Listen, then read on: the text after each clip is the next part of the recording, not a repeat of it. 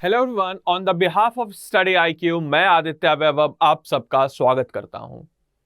तो दोस्तों, जैसा कि आप सब लोग मेरे पीछे थंबनेल पर देख ही रखे होंगे कि स्टेट पीसीएस को डेडिकेटेड एक channel study IQ PCS launch हो चुका है। तो आप सबसे एक बार रिक्वेस्ट है, एक बार इस चैनल को विजिट कीजिए और जितना हो सके अपने दोस्तों के साथ शेयर कीजिए और चैनल को लाइक और सब्सक्राइब जरूर कीजिएगा। इसके अलावा स्टडी आईक्यू का एक सपना है कि अब आप सबके सपने के साथ स्टडी आईक्यू की टीम खड़ी है और अब हम एसडीएम बन के रहेंगे और इस आपके सपने के साथ स्टडी आईक्यू की टीम हमेशा साथ खड़ी थी, खड़ी है और खड़ी रहेगी। और आज का जो हमारा टॉपिक होने वाला है दोस्तों, वो बेसिकली होने वाला है गवर्नर यानी कि राज्यपाल। गवर्नर के पार्ट 1 को कल की क्लास में हम लोगों ने कवर अप किया था। जिन स्टूडेंट्स ने पार्ट 1 को नहीं देखा है, मैं उनसे रिक्वेस्ट करूंगा एक बार जरूर पार्ट 1 को देखिए, ताकि आपको एक कंटिन्यूएशन वे में चीजें मिल जाएंगी तो चीजें ज्यादा अच्छे तरीके से आप समझ पाओगे। क्योंकि गवर्नर एक ऐसा टॉपिक है, अगर हम लोग बात करते हैं बीपीएससी एग्जाम की, तो चाहे प्रीलिम्स हो या फिर आपका मेंस एग्जाम हो, हमेशा बीपीएससी गवर्नर से क्वेश्चन पूछा ही है। एक क्वेश्चन को हम लोग देखते हैं, कल भी हम लोगों ने देखा था प्रीवियस ईयर क्वेश्चन को बीपीएससी के गवर्नर से। आज भी एक देखते हैं प्रीवियस ईयर क्वेश्चन को, ताकि उस हिसाब से आपको लगे कि आप जो पढ़ रहे हो वो सच में काम का है। कल हम लोगों ने कवर अप किया था गवर्नर के पार्ट 1 को। अगर आपने वो क्लास की होगी तो आप इस क्वेश्चन को बहुत आसानी से कर लोगे। प्रश्न हमारा ये कह रहा है, who among the following administration the oath of office to the governor, यानी कि निम्नलिखित में से कौन राज्यपाल को पद की शपथ दिलाता है। यानी कि जो राज्यपाल है, गवर्नर है, उनको उनके पद की शपथ जो है वो आपके कौन दिलाते हैं। इस प्रश्न का ऑप्शंस है, ए भारत के राष्ट्रपति, बी सुप्रीम कोर्ट के मुख्य न्यायाधीश, सी उच्च न्यायालय के मुख्य न्यायाधीश, या फिर डी संबंधित राज्य के निवृत्तम राज्यपाल। यानी कि प्रेसिडेंट ऑफ इंडिया क्या गवर्नर को शपथ दिलाते हैं? नो, राष्ट्रपति नहीं शपथ दिलाते गवर्नर को। राष्ट्रपति गवर्नर को अपॉइंट करते हैं, यानी कि उनकी नियुक्ति करते हैं। Chief justice of supreme court, no, supreme court नहीं कराते। सुप्रीम कोर्ट किसको शपथ दिलाते हैं? तो सुप्रीम कोर्ट राष्ट्रपति को शपथ दिलाते हैं, चीफ जस्टिस सुप्रीम कोर्ट के। Chief justice of high court, yes, जो कंसर्न स्टेट में जिस राज्यपाल की नियुक्ति हुई है, उस कंसर्न स्टेट के अंदर जो हाई कोर्ट आता है, उस हाई कोर्ट के जो चीफ जस्टिस होंगे वो आपको गवर्नर को शपथ दिलवाएंगे, गवर्नर को ओथ दिलवाएंगे। अगर ये गैर मौजूद हुए, मतलब कि उनके एब्सेंट हुई, तो जो सीनियर मोस्ट जज होंगे वो गवर्नर को आपके शपथ दिलाएंगे। तो ऑब्वियस चीज है, हमारा राइट आंसर हो जाएगा सी, यानी कि आपके उच्च न्यायालय के मुख्य न्यायाधीश, यानी कि हाई कोर्ट के चीफ जस्टिस जो होते हैं वो आपको गवर्नर को शपथ दिलाते हैं। इसके अलावा कल की क्लास में हम लोगों ने इस क्वेश्चन को देखा था। ये आपका बीपीएससी का जीएस 2 का सेक्शन 1 पॉलिटी वाला जो है, वहां का एक क्वेश्चन है। 64th बीपीएससी मेंस का एक क्वेश्चन है। अगर हम लोग इस क्वेश्चन की बात करते हैं तो क्वेश्चन हमारा ये है, critically examining the role of governor in the state politics in India, particularly in Bihar, is he mere a puppet. यानी कि भारत में राज्य में की राजनीति में राज्यपाल की भूमिका का आलोचनात्मक परीक्षण कीजिए, विशेष रूप से बिहार के संदर्भ में। क्या वह केवल एक कठपुतली है? थोड़ा सा डिस्प्यूट क्वेश्चन भी था और थोड़ा सा ट्रिकी क्वेश्चन भी था। जैसा कि कल मैंने इस क्वेश्चन के बारे में काफी कुछ डिस्कस किया था, आप लोगों को लग रहा होगा कि इस क्वेश्चन में गवर्नर की बुराई करनी है, बट ऐसा नहीं है। क्योंकि गवर्नर का पोस्ट है, गवर्नर की ताकतों को अगर हम लोग नहीं जानेंगे, कल हम लोगों ने गवर्नर का इंट्रोडक्शन जाना था, गवर्नर की शपथ कैसे होती है, गवर्नर का कार्यकाल कितने समय का होता है, गवर्नर क्या क्या चीजें करता है, और आज हम लोग जानेंगे गवर्नर के फंक्शंस को। तो वो जब टॉपिक आप जान जाइएगा, तो इस आंसर को जब आप लिखिएगा अपने प्रैक्टिस सेशन में, जब आप प्रैक्टिस कीजिएगा प्रीवियस ईयर क्वेश्चन को, और जब मैं आपको आने वाले टाइम में प्रीवियस ईयर क्वेश्चंस के प्रैक्टिस करवाऊंगा मेंस के, तब आपको आइडिया पता चलेगा और उन सारे पॉइंट्स को आप इन सारे आंसर में आसानी से लिख सकते हो। तो दोस्तों, आज का जो हमारा चर्चा का विषय होगा, यानी कि आज जो हमारा टॉपिक ऑफ डिस्कशन होने वाला है, वो हमारा होने वाला है एग्जीक्यूटिव पावर और लेजिस्लेटिव पावर।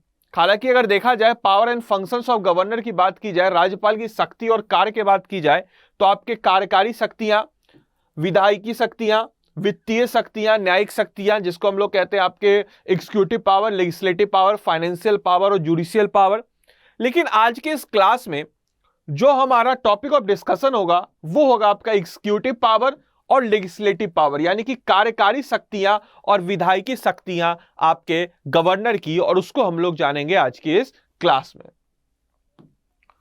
तो दोस्तों सबसे पहले हम लोग बात करते हैं एग्जीक्यूटिव पावर यानी कि राज्यपाल की कार्यकारी शक्तियों के बारे में। इससे पहले मैं इन दोनों शब्दों के बीच में आपको डिफरेंस बताना चाहूंगा कि लेजिस्लेटिव और एग्जीक्यूटिव में क्या डिफरेंस होता है, एक मोटा मोटी डिफरेंस, ताकि आपको एक माइन्यूट सी चीजें समझ में आए। लेजिस्लेटिव जो होती है वो लॉ को बनाती है, और एग्जीक्यूटिव जो होती है वो मैं एक आसान भाषा में समझा रहा हूं, एग्जीक्यूटिव जो होती है वो लॉ को इंप्लीमेंट करती है, लागू कराती है। तो ध्यान रखिएगा, एग्जीक्यूटिव का काम है लागू कराना, लेजिस्लेटिव का काम है कानून को बनाना। तो एग्जीक्यूटिव पावर और लेजिस्लेटिव पावर आपके हो गए। इसके अलावा जब हम लोग बात करते हैं एग्जीक्यूटिव पावर ऑफ गवर्नर की, राज्यपाल की कार्यकारी शक्तियों के बारे में बात करते हैं दोस्तों, तो सबसे पहले जब हम लोग बात करते हैं राज्यपाल यानी कि गवर्नर की, तो every executive action that the state government take is to be the taken in his name, यानी कि राज्य सरकार कुछ भी डिसीजन ले रही है, कुछ भी, जैसे मान के चलिए कि कोई एग्रीमेंट साइन हुआ, जैसे फॉर एग्जांपल बिहार के केस में बिहार राज्य कोई एग्रीमेंट साइन करती है किसी दूसरे राज्य से, या फिर कोई जैसे नेपाल और बिहार के बीच में आपको फ्लड को लेकर के या बांध को लेकर के एग्रीमेंट साइन हुआ, तो बिहार सरकार जो एग्रीमेंट कोई अगर साइन करेगी तो वो बिहार सरकार किसके नाम पे साइन करेगी, तो गवर्नर के नाम पे ही साइन करेगी। ऐसे लिखाएगा गवर्नर ऑफ बिहार साइन, इस टाइप से वो डॉक्यूमेंट बनेगा। तो इसका मतलब ये हुआ कि कोई भी जो एग्जीक्यूटिव एक्शन है स्टेट गवर्नमेंट का, यानी कि राज्य सरकार द्वारा की जाने वाली प्रत्येक कार्यकारी कार्रवाई उसके नाम पर की जाती है, यानी कि गवर्नर राज्यपाल के ही नाम पे की जाती है। तो इन शक्तियों के ऊपर ध्यान रखिएगा, क्योंकि यही शक्तियां जो होती है आप अपने एग्जाम में लिख सकते हो, अपने पॉइंट को प्रूफ कर सकते हो कि हाँ भाई गवर्नर के पास भी कुछ ताकतें होती है, और वो ताकतें कुछ नहीं, बहुत ही ज्यादा ताकतें, और उन ताकतों को आज की क्लास में हम लोग डिस्कस करेंगे। इसके अलावा अगले पॉइंट की तरफ हम लोग बढ़ते हैं। How an order that has been taken up in his name is to be authenticate, the rules for the same can be specified by the governor, यानी कि जब अगर गवर्नर के नाम पे, राज्यपाल के नाम पे अगर कोई भी चीजें हो रही है, कोई भी आपके कार्यकारी कार्रवाई हो रही है, तो गवर्नर उस फाइल को या फिर उस चीज को देख सकता है और सही कर सकता है। तो इसके पास ये ताकत है, जिसके आदेश पर उनका नाम लिया गया है उसे कैसे प्रमाणित किया जाए, उसके लिए नियम राज्यपाल द्वारा निश्चित किए जा सकते हैं। That's the point. तो ये दो पॉइंट बहुत इंपॉर्टेंट है। और भी हम लोग पावर डालेंगे एग्जीक्यूटिव पावर्स के बारे में, और क्या क्या पावर्स है गवर्नर के पास। आप लोगों को लगता होगा कि यार गवर्नर के पास तो कुछ पावर नहीं होते हैं, बट देखिए बहुत सारे पावर्स आपको गवर्नर के पास मिलेंगे। और बीपीएससी जब ऐसे क्वेश्चन पूछते हैं अपने मेंस में या प्रीलिम्स में, तो आपसे ये जानना चाहता है कि आप क्या सच में गवर्नर के बारे में जानते हैं या फिर सिर्फ आपने सुनी सुनाई बातों पे यकीन करते हैं। अगला पॉइंट है, he can make rules to simplify the transaction of the business of the state government, वह राज्य सरकार के व्यवसाय के लेन देन को सरल बनाने के लिए नियम बनाता है। यानी कि जैसे मान के चलिए कि कोई भी जो यहां बिजनेस मतलब व्यापार मत समझिएगा, व्यवसाय मत समझिएगा, बिजनेस का यहां पे तात्पर्य है कि कोई भी मिनिस्ट्री है, जैसे माने चले एजुकेशन मिनिस्ट्री है तो उसमें कौन कौन से कार्य आएंगे, या फिर फाइनेंस मिनिस्ट्री उसमें कौन कौन से कार्य आएंगे, या फिर उसमें आपके मान के चलिए कि आपके पंचायती राज मिनिस्ट्री है तो उसमें कौन कौन से कार्य आएंगे। ये काम भी कौन करता है, तो ये काम भी आपके गवर्नर ही करते हैं। अगला पॉइंट, chief minister and other minister of the state are appointed by him, यानी कि मुख्यमंत्री, चीफ मिनिस्टर और दूसरे जो मिनिस्टर्स होते हैं उनको भी, दूसरे जो मंत्री होते हैं उनको भी अपॉइंट करने का, नियुक्त करने का काम कौन करता है, तो गवर्नर करता है with the recommendation of chief minister. यानी कि चीफ मिनिस्टर को नियुक्त पहले गवर्नर करेगा, उसके बाद जो उनका मंत्रिमंडल होगा चीफ मिनिस्टर के कहने पर उसको भी आपको कौन नियुक्त करेगा, तो उसको भी आपके गवर्नर ही नियुक्त करेगा। तो ये इनके एग्जीक्यूटिव पावर्स हैं। इसके अलावा कई सारे ऐसे स्टेट्स हैं जिसमें हमारा बिहार भी पहले था, लेकिन जब झारखंड अलग हो गया बिहार से तो उसके बाद झारखंड में वो चीजें चली गई। तो it is his responsibility to appoint a tribal welfare minister, यानी कि जो ट्राइबल वेलफेयर मिनिस्टर स्टेट्स के हैं, कुछ ऐसे स्टेट्स हैं जहां पे आपके ट्राइबल वेलफेयर यानी कि ट्राइबल्स जनजाति जो है, जनजाति आदिम जनजाति कल्याण मंत्री नियुक्त होते हैं, उनको भी कौन नियुक्त करेगा? तो आपके गवर्नर ही करेगा। ये गवर्नर की ही जिम्मेवारी है। आपको मैं आपके इंफॉर्मेशन के लिए आपको बता दूं कि ऐसे 4 राज्य हैं जहां पे आपके ट्राइबल वेलफेयर मिनिस्टर्स हैं। वो है आपके छत्तीसगढ़, झारखंड, मध्य प्रदेश और उड़ीसा। पहले ये झारखंड नहीं था, पहले ये बिहार था। इसीलिए मैं इस पॉइंट को ऐड कर रहा हूं क्योंकि आपको एटलीस्ट पता होना चाहिए। लेकिन जब झारखंड और बिहार बाइफरकेट हो जाता है, झारखंड बिहार से अलग हो जाता है, फटाफट कमेंट बॉक्स में मुझे लिख के बताइए। 67वीं बीपीएससी में अभी रिसेंटली एक क्वेश्चन भी आया था कि बिहार झारखंड से कौन से साल में अलग हुआ, फटाफट मुझे कॉमेंट बॉक्स में लिख के बताइए। तो झारखंड में भी आपके ट्राइबल वेलफेयर मिनिस्टर है, अब बिहार में ये नहीं है। इसके अलावा अगले पॉइंट की तरफ हम लोग बात करते हैं। He appoint the Advocate General of State and determine their remuneration, यानी कि वो अपॉइंट करता है आपके एडवोकेट जनरल को। जैसे कि सेंटर पे आपके अटॉर्नी जनरल होते हैं, वैसे स्टेट में आपके एडवोकेट जनरल होते हैं। और एडवोकेट जनरल को अपॉइंट करने का काम कौन करता है? तो वो आपके करते हैं गवर्नर, यानी कि आपके राज्यपाल। इसके अलावा कुछ और points. He appoint the following people, वह निम्नलिखित में से लोगों की नियुक्ति करते हैं। कौन कौन भाई?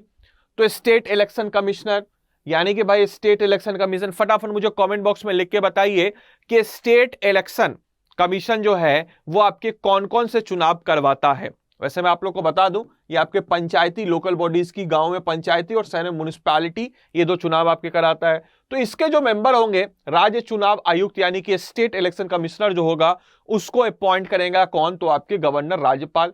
इसके अलावा chairman and member of the state public service commission, Bihar के केस में जैसे मान के चलिए बीपीएससी है, जिस एग्जाम की आप लोग तैयारी कर रहे हो, बिहार पब्लिक सर्विस कमीशन, तो इसको कौन अपॉइंट करेगा? तो इसको बेसिकली आपके इसके जो चेयरमैन होंगे और जो मेंबर्स होंगे उनको भी आपके गवर्नर, राज्यपाल ही अपॉइंट करेंगे। ध्यान रखिएगा, बहुत ही इंपॉर्टेंट पॉइंट है ये। या फिर किसी भी स्टेट में, मध्य प्रदेश का मध्य प्रदेश पब्लिक कमीशन के चेयरमैन या फिर आपके मेंबर्स हो गए, या फिर उत्तर प्रदेश पीसीएस कमीशन के जितने चेयरमैन या मेंबर्स हो गए, इन सबको अपॉइंट करने का काम कौन करेगा? तो गवर्नर ही करेंगे। इसके अलावा वाइस चांसलर, आप लोगों ने सुना होगा अपनी यूनिवर्सिटी में, जिस यूनिवर्सिटी में आप लोग होंगे, हमारी यूनिवर्सिटी के ये वाइस चांसलर हैं, ये चांसलर। कभी आपने सोचा कि भाई चांसलर कौन होते हैं?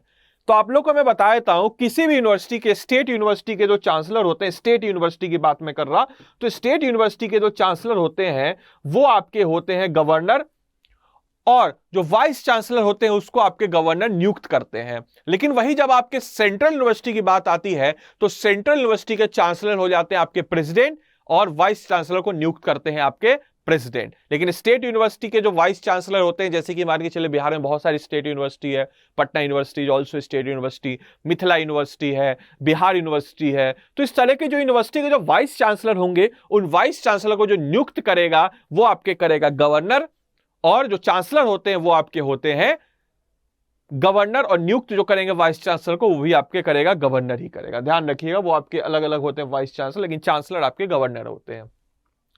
इसके अलावा he seek information from the state government, यानी कि राज्य सरकार से कोई भी जानकारी, कि भाई कोई भी बिल पास करना, कुछ भी चीज जो जानकारी है वो राज्य सरकार से ले सकते हैं गवर्नर। अगला पॉइंट है, नेक्स्ट पॉइंट की तरफ हम लोग बढ़ते हैं। The governor enjoy the extensive executive power as an agent of president during president rule, यानी कि जो राष्ट्रपति शासन जिसको हम लोग कहते हैं बोलचाल की भाषा में, जो राष्ट्रपति शासन के दौरान, जो कि आपके आर्टिकल नंबर 356 में आती है, अनुच्छेद नंबर 356 में आपके आती है राष्ट्रपति शासन।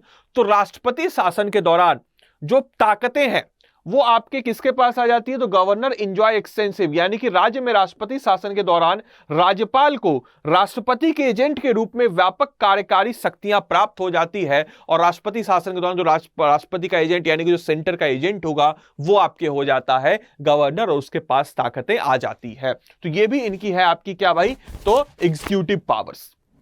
इसके अलावा हम लोग अब बात करेंगे लेजिस्लेटिव पावर्स में। उससे पहले मैं आपको बताना चाहूंगा, स्टडी आईक्यू की तरफ से आप सबके लिए एक शानदार तोहफा है, एक फ्लैश सेल स्टडी आईक्यू की तरफ से चल रही है। अगर आपको अपने बीपीएससी एग्जाम के कैलेंडर जारी हो चुके हैं और अगर आप अपने बीपीएससी की तैयारी जबरदस्त तरीके से करना चाहते हैं, तो आइए बिहार पीएससी के स्मार्ट कोर्स को लीजिए। आप आपको करना क्या है, स्टडी आईक्यू का ऐप डाउनलोड करना है। स्टडी आईक्यू का ऐप डाउनलोड कर लेने के बाद वहां पे बिहार सर्च कर लेना है। आप जाओगे तो फी आपकी दिखेगी 20,000, लेकिन परेशान मत होइए, आपके लिए कोड है ADBH कोड। आप अप्लाई करोगे ADBH, ये कोड आप जैसे ही अप्लाई करोगे आपकी फी रिड्यूस होके हो जाएगी 4,999, जो कि आपके वैलिड है 25 जून 2022 तक। तो आप जल्द से लीजिए, और इसमें आपको मिलेगा prelims plus mains, Hindi medium, English medium, सारे के सारे सब्जेक्ट्स का एक पूरा जबरदस्त स्मार्ट कोर्स। और इसमें मैं आपको पढ़ाऊंगा बिहार जीके और हिस्ट्री में आपको इस कोर्स में पढ़ाऊंगा। और इस कोर्स को लेने का यह मतलब नहीं है कि आप सिर्फ मेरी ही क्लास कर पाओगे, मेरी क्लास के साथ साथ आप जितने भी एजुकेटर्स हमारे हैं बिहार PSC की, सबकी क्लास को आप एक्सेस कर सकते हो। It is just like Amazon prime के, एक बार सब्सक्रिप्शन ले लो तो सारी की सारी चीज को आप इंजॉय कर सकते हो, मूवीज को, वैसा ही कुछ आपके यहां पे भी है। अब हम लोग बात करते हैं legislative power of the governor, यानी कि राज्यपाल की विधायिका शक्तियां। कल हम लोग जुडिशियल और फाइनेंशियल पावर के बारे में कल की क्लास में यानी कि पार्ट 3 में बात करेंगे। उससे पहले हम लोग बात करेंगे legislative power of the governor, यानी कि राज्यपाल की विधायिकी शक्तियां आपके क्या क्या होती हैं। तो आइए भाई देख लेते हैं। एग्जीक्यूटिव पावर्स हम लोगों ने देख लिया। क्लास अच्छी लग रही हो दोस्त तो लाइक जरूर कीजिएगा, फटाफट अपने दोस्तों के साथ क्लास के लिंक को कॉपी कीजिए और जरूर शेयर कीजिए और लाइक जरूर कीजिए। तो पहला जो आपका लेजिस्लेटिव पावर है, it's in his power to provoke the state legislation and dissolve the state legislative assembly, यानी कि जो राज्य विधायिका का जो सत्रवासन है, यानी कि राज्य विधायिका प्रोलॉग मतलब शुरू करना, जो पहला जो सत्र होता है उसको कौन शुरू करेगा? लेजिस्लेटिव पावर किसकी है? तो भाई गवर्नर की है। कोई भी जो आपके राज्य सत्र होता है उसको शुरू कौन करता है? और विधानसभाओं को भंग करना, यानी कि जो डिसॉल्व करना आपके विधानसभा को, लेजिस्लेटिव असेंबली को, वो काम भी आपके कौन करेगा? तो वो काम भी आपके गवर्नर ही करेंगे। ध्यान रखिएगा, राज्य विधायिका का सत्रावासन करना और राज्य विधानसभाओं को भंग करना उसकी शक्तियों में है, यानी कि गवर्नर की शक्तियों में है। शुरू करना पहला जो होगा वो भी गवर्नर करेगा, और वो भंग करने का काम है वो भी आपके गवर्नर ही करेंगे स्टेट लेजिस्लेटिव असेंबली में। इसके अलावा he address the state legislature at his first session of the every year, यानी कि जो स्टेट लेजिस्लेचर है जो आया है वो पहला जो सेशन होता है उसका जो पहला सेशन हमेशा जो होता है वो कौन करेगा? तो वो आपके करेंगे गवर्नर। इसके अलावा जैसे पार्लियामेंट के 3 सेशन होते हैं, स्टेट लेजिस्लेटिव असेंबली के भी 3 सेशन होते हैं, बजट, मॉनसून, विंटर, आपको पता ही होगा। इसको याद करने का ट्रिक क्या है भाई? तो BMW याद कर लीजिए, BMW कार से याद कर लीजिए, B for budget, M for monsoon and W for winter, ये 3 सेशन होते हैं। तो जो पहला सेशन है उसको एड्रेस कौन करेंगे हर साल? First session of the year वो आपको करेंगे गवर्नर ही, आपको उसको एड्रेस करेंगे। इसके अलावा if any bill is pending in the state legislature, government may or may not send a bill to his state legislature concerning the same time। जैसे मान के चलिए कि कुछ स्टेट्स हैं जहां पे आपके लेजिस्लेटिव असेंबली भी है और लेजिस्लेटिव काउंसिल भी है, या कुछ स्टेट्स है जहां पे सिर्फ आपके लेजिस्लेटिव असेंबली ही है। तो अगर मान के चलिए कोई भी बिल कहीं पे पेंडिंग है स्टेट लेजिस्लेचर में, तो गवर्नमेंट जो है उसको सेंड करेगी बिल को state legislature concerning to the same. जैसे मान के चलिए कि कोई भी जो स्टेट असेंबली है वहां पे कोई भी जो बिल है वो एक्ट कब बनता है? पहले आपके लोअर हाउस से, लेजिस्लेटिव असेंबली से, फिर लेजिस्लेटिव काउंसिल से पास होकर फिर गवर्नर का पास होकर के वो एक्ट बन जाता है। तो कहीं पे अगर कोई चीज पेंडिंग है या कोई मंत्री ने पास किया वो कहीं पेंडिंग है तो उसको आगे बढ़ाने के लिए कौन कहेगा? तो आपके गवर्नर करेगा। ये आपके लेजिस्लेटिव पावर गवर्नर की होती है। इसके अलावा लेजिस्लेटिव काउंसिल, जिसको हम लोग विधान परिषद कहते हैं, भारत के 6 ऐसे राज्य हैं जहां पे आपको लेजिस्लेटिव काउंसिल देखने को मिलती है, जिसमें अपना बिहार भी है। और वो 6 राज्य कौन कौन है उसको याद करने का ट्रिक क्या है? कुंभत करके ये ट्रिक है, आप इससे याद कर सकते हो।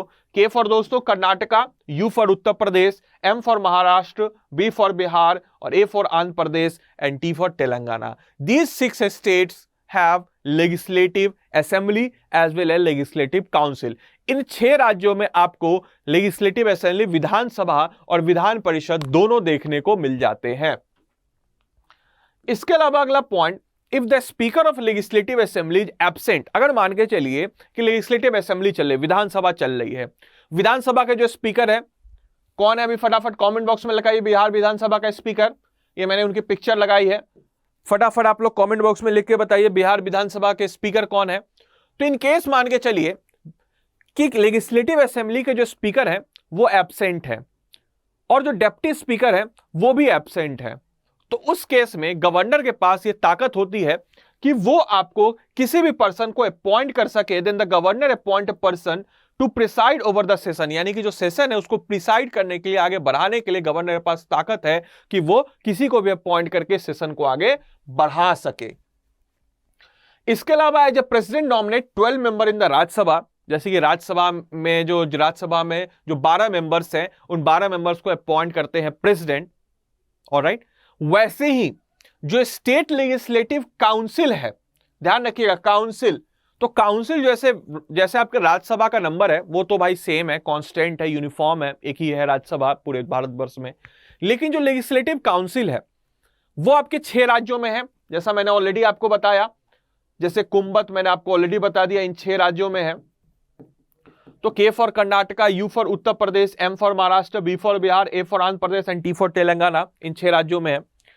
लेकिन इन 6 राज्यों में जो लेजिस्लेटिव काउंसिल की सीट्स हैं दे वेयर नॉट यूनिफॉर्म, वो यूनिफॉर्म नहीं है, एक समान नहीं है, अलग अलग है।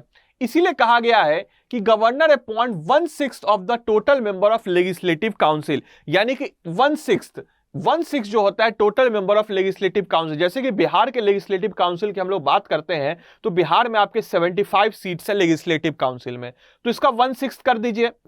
तो इनको अपॉइंट कौन करेगा आपके, तो इसको अपॉइंट करेंगे आपके गवर्नर। तो ध्यान रखिएगा इसको आपके गवर्नर, जैसे इसको कर दीजिए तो लगभग क्या हो जाएगा, ये हो जाएगा 1 और यहां से हो जाएगा आपका 2, मतलब कि 2 मतलब 12 पॉइंट समथिंग हो, तो इसको मान के चलिए 13। तो 13 जो आपके हैं 13 लोगों को गवर्नर अपॉइंट करेंगे बिहार के लेजिस्लेटिव काउंसिल, क्योंकि आधा आदमी तो नहीं हो सकता ना, नंबर आधे हो सकते हैं, तो 12 से थोड़ा ज्यादा हो रहा है, इट मींस कि 13 तो 13 मेंबर्स जो होते हैं उनको अपॉइंट करेंगे आपके गवर्नर लेजिस्लेटिव काउंसिल को। एक प्रश्न आता है डायरेक्टली कि कौन कौन से फील्ड से, ऑलराइट, तो वो आप कहेंगे लिटरेचर यानी कि साहित्य से, साइंस यानी कि विज्ञान के क्षेत्र से, आर्ट यानी कि कला के क्षेत्र से, कोऑपरेटिव मूवमेंट यानी कि सहकारी आंदोलन के क्षेत्र से। कई लोगों को मैं समझा देता हूं आपके कोऑपरेटिव मूवमेंट क्या होता है, कोऑपरेटिव सोसाइटी क्या होती है, उससे पहले समझा देता हूं। जैसे कि कई ग्रुप्स ऑफ पीपल आपस में मिल करके एक साथ कोई बिजनेस करें और प्रॉफिट एक साथ बांटे, that is known as cooperative society. Example Amul का मैं लेता हूं, या जैसे मानने चले अपने गांव में आप लोग बहुत सारे, मतलब कि सबके पास गायें हैं, लोग इंडिविजुअली बेचते हैं, तो किसी का महंगा बिकेगा, किसी सस्ता बेचेगा, और ऑब्वियस चीज है एक बार में ज्यादा बेचने पे ज्यादा फायदा मुनाफा होता है। तो भाई 15-20 परिवार मिल गए आपस में, एग्जाम्पल दे रहा हूं, और उन लोगों ने गाय से दूध निकाला और एक साथ जाकर के किसी बड़ी कंपनी को बेचा, किसी बड़े हलवाई को बेचा, वो थोक में लिया, वो ज्यादा पैसे दिया, और जो प्रॉफिट हुए उसको आपस में बांट लेते हैं। इससे मेंटेनेंस खत्म हो गया, सबका आना जाने पे जो खर्च हो रहा है वो कम हो गया, इससे बहुत सारी फायदा हो गया। जैसे अमूल इसका बेस्ट एग्जांपल है। तो उस क्षेत्र में जिनका काफी अच्छा योगदान है उनको कोऑपरेटिव मूवमेंट में, बेसिकली सहकारी आंदोलन से, वो आपके गवर्नर इनको अपॉइंट करते हैं। इसके अलावा सोशल सर्विसेज, पता ही होगा, समाज सेवा, तो यहां से भी अपॉइंट आपके करते हैं। इसके अलावा with respect to the bill introduce in the state legislation he can, अगर मान के चलिए कि बिल का मैंने आपको बताया कोई भी बिल एक्ट कब बनेगा, जब मान के चलिए वो आपके लेजिस्लेटिव असेंबली, लेजिस्लेटिव काउंसिल और फिर उसके बाद गवर्नर से पास हो जाए तो बिल जो है आपके एक्ट बन जाता है। तो जब भी कोई बिल गवर्नर के पास आ रहा है तो उसके पास कुछ चॉइसेस हैं। क्या क्या भैया, देखो, गिव हिज असेंट, यानी कि भाई लो भाई पास हो गया, मेरे तरफ से भी पास, गवर्नर बोला भाई मेरी तरफ से भी पास, तो गिव हिज असेंट, अपना असेंट दे दिया, पास कर दिया, तो give his assent. 2 withhold his assent, यानी कि भाई नहीं करना, विथहोल्ड कर देना, विटो का इस्तेमाल करना, बोला नहीं भाई मुझे पास नहीं करना है ये, दूसरा। तीसरा रिटर्न द बिल, बिल को कुछ अमेंड करके, इससे कुछ भी आया उसको बोला कि भाई मुझे ना इसमें कुछ अमेंडमेंट चाहिए, मैं इसमें कुछ आपको बदलाव चाहता हूं, और गवर्नर बोला ठीक है मैं बदलाव करके आपको वापस बदलाव किया और वापस से विधानसभा या विधान परिषद में भेज दिया कि लिए भाई विधान परिषद और सभा में बदलाव करके इसको मैं इसको सीख कर और फिर उसके बाद तुम सही करोगे तो फिर मैं इसको पास करूंगा।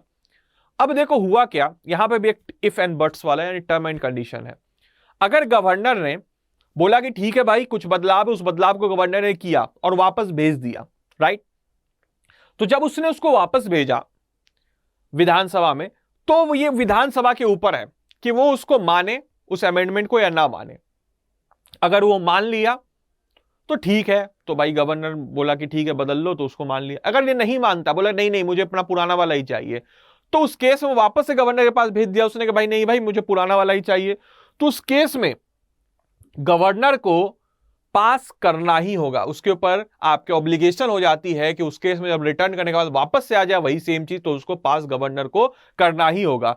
If not a money bill, अगर मनी बिल नहीं है तो, क्योंकि मनी बिल ऑब्वियस चीज है, आगे मैं आपको पढ़ाने वाला हूं आने वाली क्लासेस में कि भाई मनी बिल क्या होता है, नॉर्मल बिल क्या होता है, या मनी बिल आपके गवर्नर, ऐसे मैं बताया तो आपको मनी बिल गवर्नर से ही पूछ करके ही पहले ही लाया जाता है, तो उसको गवर्नर को देना पड़ेगा इसे। Fourth, reserve the bill for the president, एक चौथी पावर भी है गवर्नर के पास कि उस बिल को रिजर्व कर ले प्रेसिडेंट के लिए, यानी कि प्रेसिडेंट को फॉरवर्ड कर दे, भाई प्रेसिडेंट को बोले कि फॉरवर्ड कर दे। ये कब किया जाता है?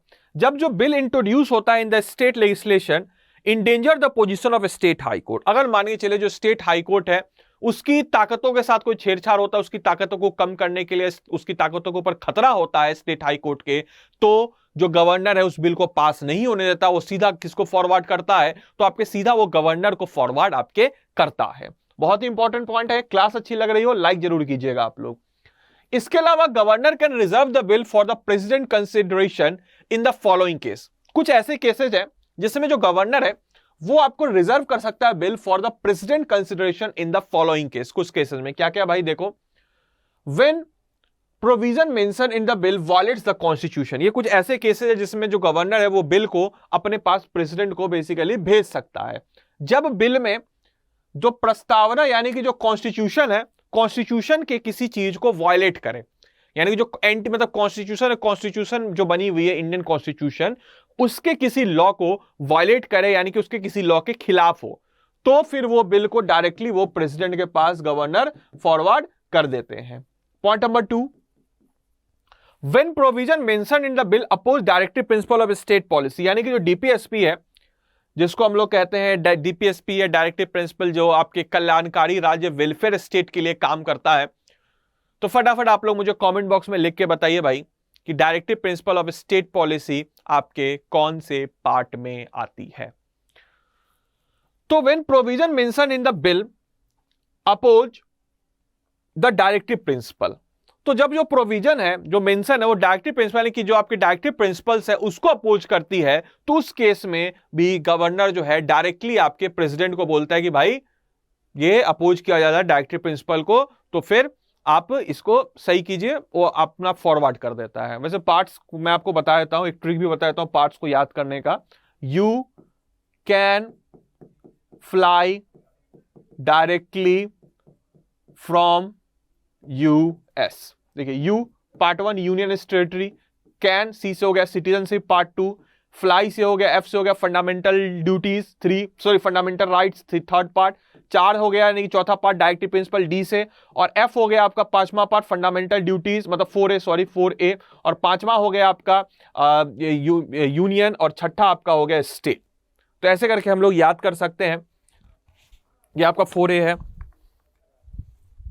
इसके अलावा दोस्तों when a provision mention in the bill hindering the large interest of the country, अगर मान के चलिए जब विधेयक में उल्लेखनीय प्रभाव ने देश का व्यापक हितों में बाधा डालती है, यानी कि देश का जो आपके मतलब मान के चलिए जो bill hinder the large interest of the country, जो कंट्री है उस कंट्री के लार्जर इंटरेस्ट को अगर बाधा डालते, जैसे मान के चलिए कि बिहार की बॉर्डर लगती है नेपाल से, अब कोई बिल पास हुआ कि भाई नेपाल के साथ हम सीधा ट्रेड करेंगे, सीधा खुला ट्रेड करेंगे, इस टाइप का कोई बिल हो जाए और मान के चलिए इंडिया और नेपाल के कुछ रिश्ते अच्छे नहीं है, तो उस केस में डायरेक्टली बिहार के गवर्नर पास करेंगे प्रेसिडेंट को, भाई ऐसी ऐसी चीजें हो रही है।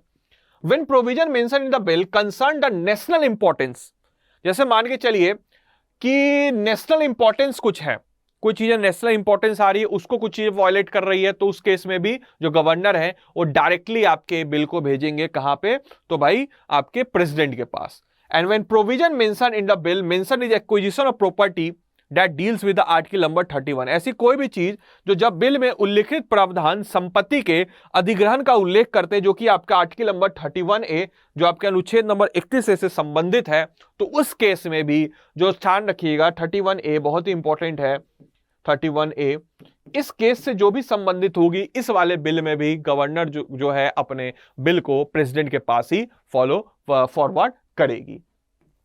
तो दोस्तों इस तरीके से हम लोगों ने जान लिया आपके लेजिस्लेटिव और एग्जीक्यूटिव पावर को। कल की क्लास में हम लोग जानेंगे आपके फाइनेंशियल और जुडिशियल पावर को। क्लास अच्छी लग रही हो वीडियो जरूर लाइक कीजिएगा। बाकी ये मेरे फॉलो आप कर सकते हो, मुझे इंस्टाग्राम पे अपने कोई भी डाउट्स वगैरह पूछ सकते हो। फेसबुक आईडी, मेरा ट्विटर हैंडल, ये आपका मेल आईडी है। कोई भी आपके सजेशंस हो आप यहाँ कर सकते हो। ये मेरा इंस्टाग्राम आईडी है। आपको अगर क्लास की पीडीएफ चाहिए तो आप आसानी से इस ग्रुप को ज्वाइन कर लीजिए और इस पीडीएफ को आप लोग यहाँ से पा सकते हो। इसके अलावा मैं उम्मीद करूंगा ये क्लास आपको अच्छी लगी हो, आपने इस क्लास को अच्छे से एंजॉय किया हो। So thank you and thanks for watching the class. Thank you.